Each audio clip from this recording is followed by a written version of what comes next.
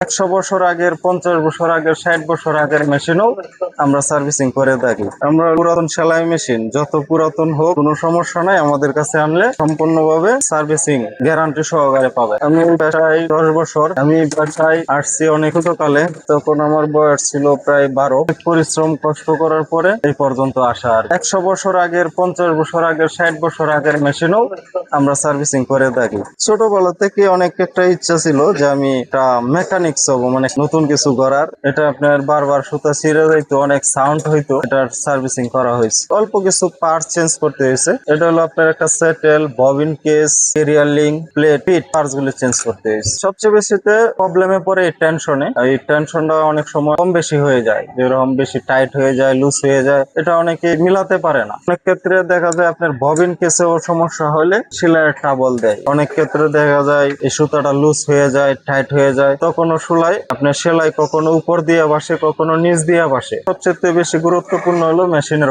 অয়েলটা ঠিক মতন থাকবে, মেশিনের সাউন্ড অটোমেটিক কমে যাবে। অনেকে দেখা গেছে মাসের পরে মাস, 6 মাস, 1 বছর কোনো তেল দেয় না, শুধু খালি চালায়, তখন এটার অনেক বেশি সাউন্ড হয়। আমি বলবো সবাইকে, সবাই আপনারা তেলটা দিবেন আর একটু পরিষ্কার রাখবেন, আপনাতে মেশিন ঠিক থাকবে, আর কম ক্ষয় হবে। তারা ব্যবসায়িক কাজে ব্যবহার করে তাদের মেশিনে আসলে অনেক রকমের প্রবলেম হয়, কারণ তারা মেশিন গুলি চালায় হলো মোটর দিয়ে, অনেক বড় মোটর দিয়ে চালায়, অনেক স্পিডে চালায়, আর যার কারণে এটার একটু প্রবলেম বেশি হয়। ভাইয়ের একটা কারখানা ছিল, ওই কারখানার মধ্যে আমি প্রথমে আসছি, তখন খুব বারবার ঠিক করে নিয়ে আসতো, ডিস্টার্ব হইতো। ঠিক আছে, চল তোরে নিয়ে আগে মেশিনের কাজ শিখাবো, তারপরে মেশিনের কাজ করব। তখন থেকে আমি আসলে এই কাজটা শিখা, এই জন্য আমার বড় ভাইয়ের অনেক অবদান এই কাজের পিছনে। আসলে আমি ছোট্ট একটা ব্যবসা করি, এই ব্যবসা নিয়ে অনেক হ্যাপি, খুশি, যা রিজিকে আছে আলহামদুলিল্লাহ। কিন্তু ইচ্ছা আছে ব্যবসা বড় করার, তো আল্লাহ যদি দেন, লেখে থাকেন